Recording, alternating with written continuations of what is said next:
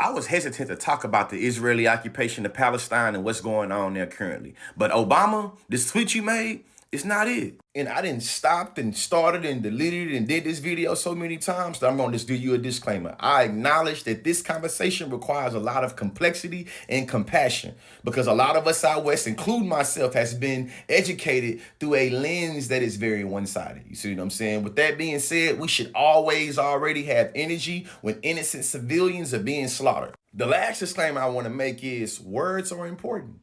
And how we construct narratives with those words usually dictate who we care about, how we care about them, and who we don't give a damn about. Let's get into this tweet.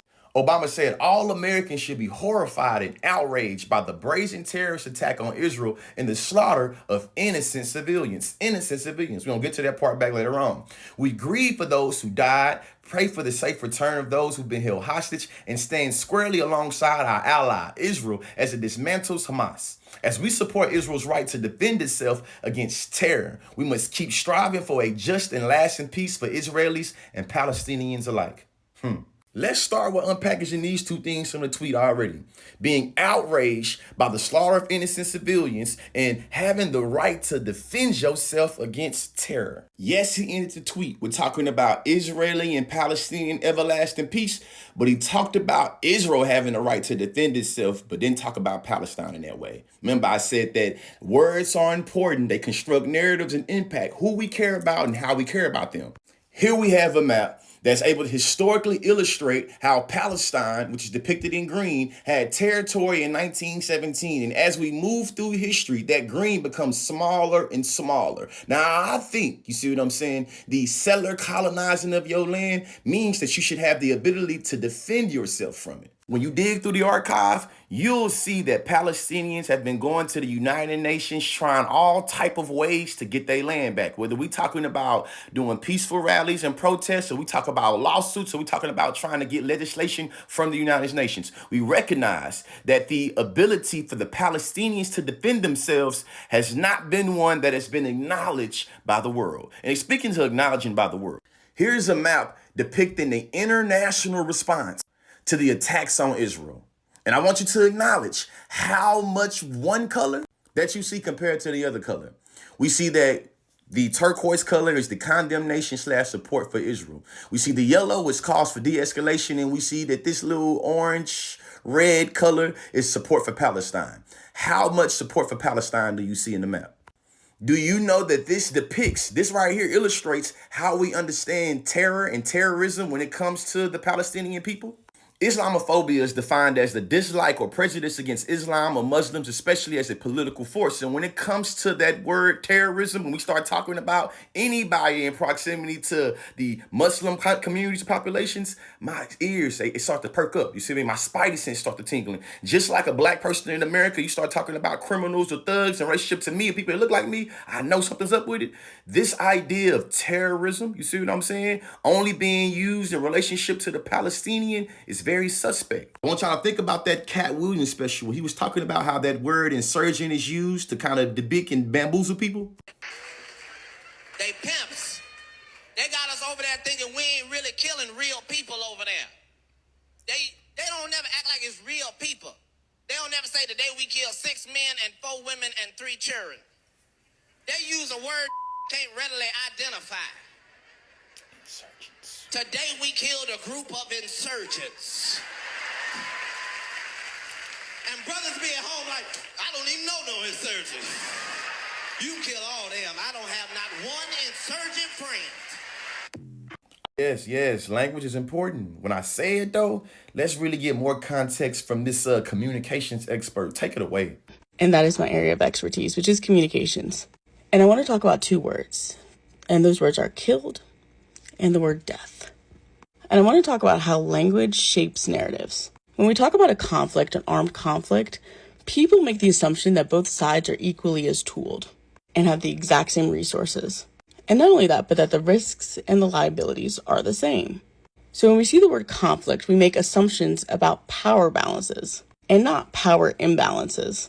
So when we have international news media, particularly news outlets in the West, characterizing the casualties from one group as from them being killed versus another group from them just dying dead, It always sends up a little flare in the back of my mind, because this is the difference between active voice and passive voice. Israelis are being killed while Palestinians just die. Utilization of the word killed is an action word. It requires an actor versus somebody that is acted upon. Whereas the word dead is just a state of being. We're by and large not looking for perpetrators. We're by and large not looking for context. Death is just what happens, right? And I'm always wary when I see a political narrative being orchestrated to present one group of people for whom the consequences of being alive is merely death. Like, that's just what happens. Particularly when we already represent these groups of people as equally tooled and capable of violence. I want you all to pay attention to the words being used, okay? And be very careful with the words you are using. And never assume that history starts the moment you start paying attention. And I want to get serious with you for a second, and you know I enjoy my communications videos. But the swiftness with which America, Biden, and celebrities and influencers all so quickly and so swiftly aligned in anti-Palestinian arguments and narratives from the bottom of my heart fucking terrifies me. And I know this is not new, but there's something different this time. And I can't pinpoint my finger on it, but it absolutely terrifies me. And if you're asking yourself, how does language impact how we understand life and who we care about? Here's the human cost from 2008 to 2023. Here are the Israeli deaths versus the Palestinian deaths. Now, we recognize that all death is bad, but we acknowledge that these two sides is not equal, that there's one side experiencing way more bloodshed than the other. And this where Obama's tweet comes back in. All Americans should be horrified and outraged against terrorist attacks on innocent civilians. This right here illustrates the airstrikes that's happened against innocent civilians, that depicts how many Palestinians and how many Israelis has been taken out by airstrikes since 2008. We see the red is the Palestinian and the purple right here, you see what I'm saying, is Israeli. We see the trend right here. But let's get back to these airstrikes.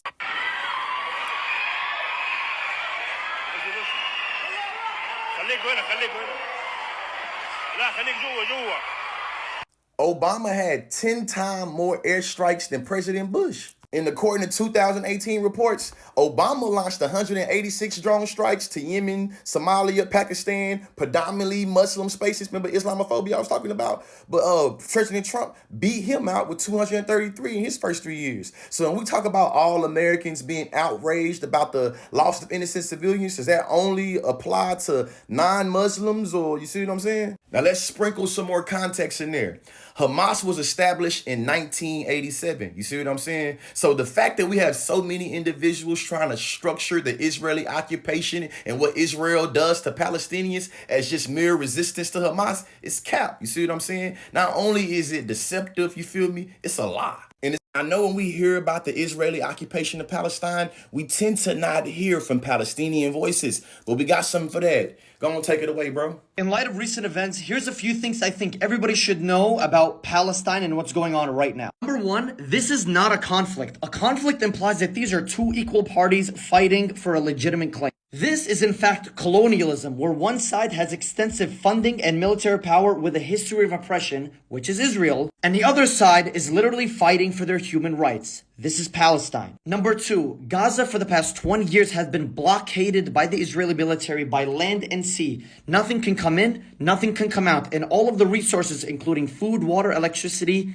everything has been controlled by the Israeli military. Not only that, but it's been bombed repeatedly over the past 20 years, causing tens of thousands of casualties, including women and children, and important infrastructure has been demolished, including schools and hospitals, and much more. Number three, you're gonna see this word used to describe Palestinian and the Palestinian struggle very often in the coming weeks. I want you guys to take that with a massive grain of salt, and always remember that Malcolm X, Martin Luther King Jr., and Nelson Mandela were all considered this word by the oppressive governments they fought against. If you're gonna take anything from this video, take this. Resisting your oppressors that have been oppressing you for 70 years is not terror. Denying people human rights, that's terror. And as always, free Palestine.